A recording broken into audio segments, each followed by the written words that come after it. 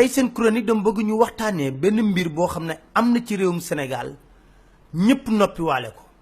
mu di lan ci 2012 2013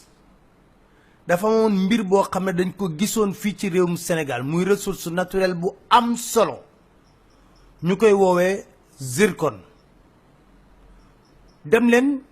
seen site internet yëpp ngeen tàppe zircon Sénégal di ngeen gis xibaar boobu ba mu génnee xeltukat yëpp ak gëstukat yëpp yu yëngatu ci mbiru zircon dañ ne ci Sénégal gis nañ fi benn mine boo xam ne day may Sénégal mu nekk ci àdduna bi yëpp ñetteelu dëkk bu am mine bu gën a rëy bi mooy ñetteelu mine bu gën a rëy ci àdduna bi yëpp ci Sénégal lay nekk ci dëkk bi nga xam ne ñu ngi koy woowee Diogo te buñ ko exploité ci àdduna bi yëpp mën nañoo wax ne 7% yi ci Sénégal lay génne moom ay société étrangère yu am doole yu duggoon ci mbir moomu amoon na ay société australienne ba tey ji ñu ngi ciy yëngu ak ay société française lu tax nag may indi wax jooju boobu ba léegi dañ ci seetlu tekkaaral nguur gi yëkkatuwul benn kàddu leeral askanu Sénégal mbiru zircon boobule lan ci koppar la jural état bu Sénégal déedéet moo ne de ñu ngi koy exploité bu baax a baax ba mu jur coow ci village yu Diogo boobule ndax dañoo nangu ay toolu jàmbur ci village boobule. fii ci Sénégal société bi ñuy woowee Tizir mi ngi yor 3e réserve mondialu zircon ci wàllu ilménite ak rutile potentiel bu mine boobu yor mi ngi toll ci 3,2 milliards de tonnes ci ñaar fukki at ak juróom maanaam buñ ko exploité bu baax dina toll ci 3,2 milliards de tonnes ci ñaar fukki at ak juróom ay xayma yu leer la pour ngeen mën a natt bu baax li nga xam ne moo di zircon day xaw a nuroog diamant minerai bu raar la cher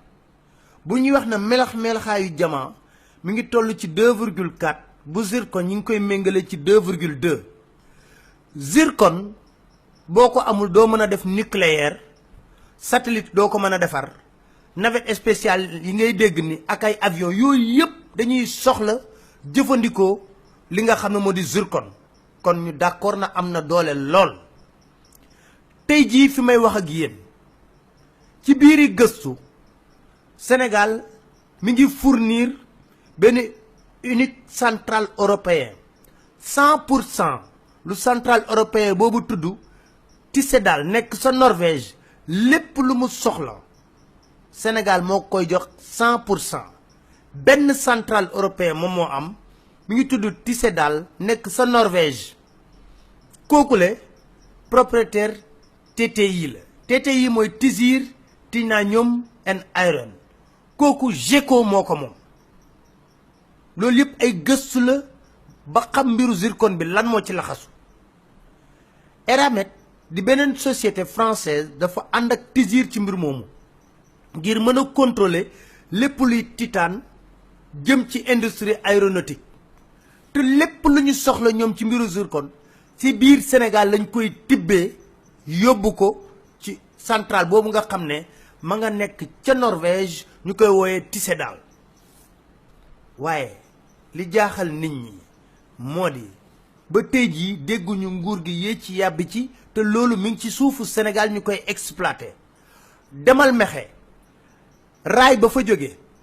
directement ci port de Dakar la ñëw te ñoom ñoo koy contrôler mu nekk scandale bu réere lu ñu jaaxal moo di lu tax nguur gi noppiwaale ci te alal ju bari mën a jógee foofu ñu dugal ko sunu gafaka yenn ci tolof yi nga xam ne ñu ngi koy am na mën ko cee saafara lu tax volume d'exportation bi nga xam ne dañ koy wax ne mi ngi jóge fii ci réew mi toll ci 80 000 tonnes de zircon nekkul ci livre de volume d'exportation bu nguurug Sénégal di siiwal ñu ne titanium bi nga xam ne dañ ko soxla ci wàllu aéronautique toll ci 600 000 tonnes lu tax boobu ba léegi nguurug Sénégal bind ko muy alal ju bare boo xam ne mi ngi génn si zircon bi toll ci ay milliards yi milliards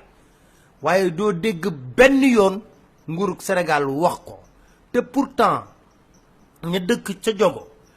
tañ randal leen nangu seeni tool ndax gis nañ fa ressource boobule ñi ngi nekk ci ay tolof tolof